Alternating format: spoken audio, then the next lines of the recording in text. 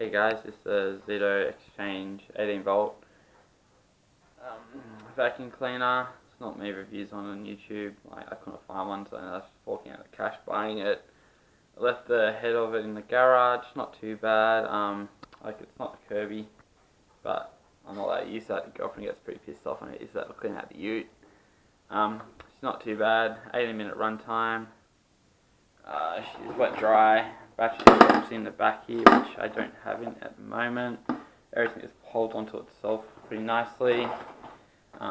Contact Ozito because I don't see on the website what bags to buy. They said to buy a Power Fit pack, and it was like $20 or so for 3 bags. And went to the local Bunnings place, and they had these bags here. I'll throw a link in. They're about the same price. You get 5 bags. They fit perfectly. I'm not sure why they recommend using the Ozito, the Power Fits over the Ozitos, but that's just what they want. You have to use this little metal adapter all the time.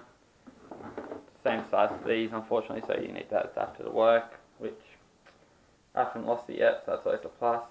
She's not too bad.